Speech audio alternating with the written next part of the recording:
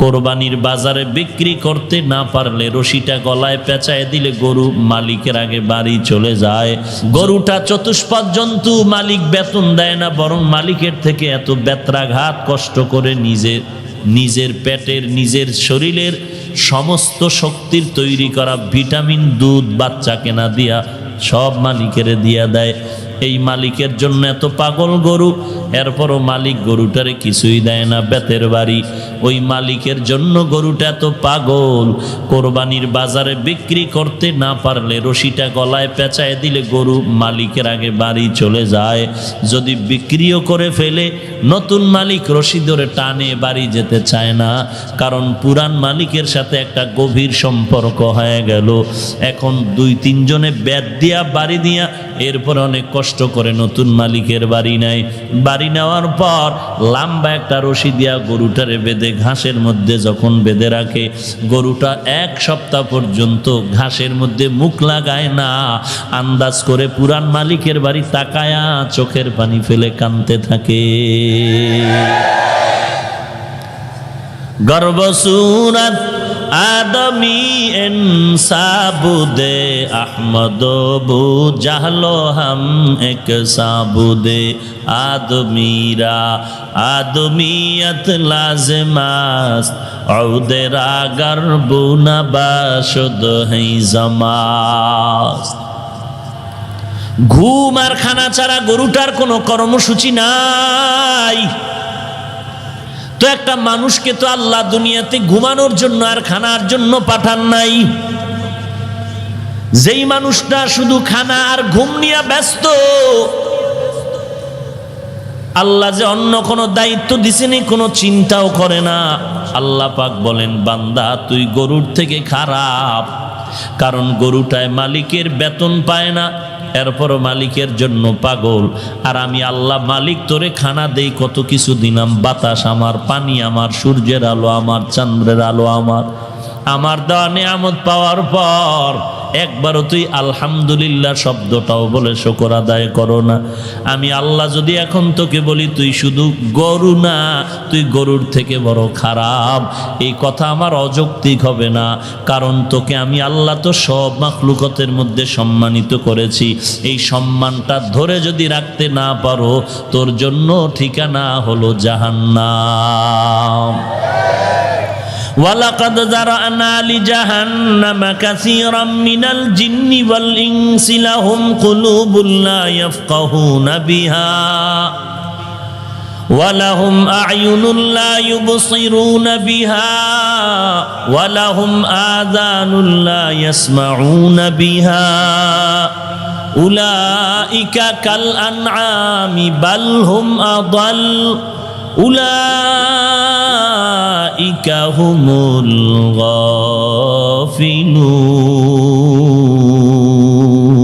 গাফিলুন। আল্লাহ তাআলা বলেন, অধিকাংশ জিন আর মানুষ জাহান্নামে যাবে। কম না বেশি? অধিকাংশ জিন আর মানুষ, ইনসান জাহান্নামে যাবে। কেন? আমি আল্লাহ তাদের কলব দিলাম ফিকির করবে, ফিকির করে না।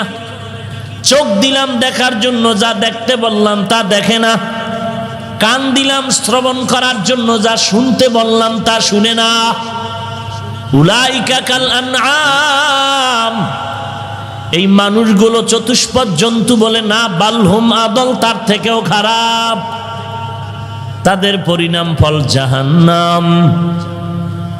এরে নবীর উম্মতের দল, আল্লাহ বলেন, আমার সাথে যারা মোলাকাত করতে চাও, কিয়ামতের ময়দানে আল্লাহ তার আশেক বান্দাদের সাথে মোলাকাতের জন্য রাস্তা খুলে দিবেন। এক পর্যায়ে আল্লাহ কুদরতের পর্দা উঠাইয়া তার আশেক বান্দার সাথে মোলাকাতের ব্যবস্থা করবেন। ওই মোলাকাত যদি তুমি পেতে চাও, জমিনের মধ্যে 2টা কর্মসূচি পালন করো। 1 নাম্বার, নেক আমল করো। নেক আমল কি? নামাজ পড়া, রোজা রাখা, নবীর সুন্নাত তরিকা অনুযায়ী চলা হলো নেক আমল। এক কথায় ফরজ, ওয়াজিব, সুন্নাত, মুস্তাহাব যেগুলো আছে এগুলো নেক আমল। গুনাহ বলতে সব হলো বদ আমল। এক কথায় ওই কাজ করা যাবে না যে কাজ করলে আল্লাহ বেজার। ব্যবসাও করেন বাধা নাই, ঘুমাইবেন তাও বাধা নাই, যদিও মুমিনকে ঘুমানোর জন্য পাঠান নাই, বাজার করার জন্য পাঠান নাই, খানার জন্য পাঠান নাই, এরপরও মুমিন যদি খানা খায় তাও ইবাদত, মুমিন যদি ঘুমায় যায় তাও ইবাদত। খানাটাও নেকের পাল্লায় ওজন হবে, ঘুমাইলেও নেকের পাল্লায় ওজন হবে। বান্দা বাজারে দোকানদারি করবে তাও নেকের পাল্লায় ওজন হবে। কেন?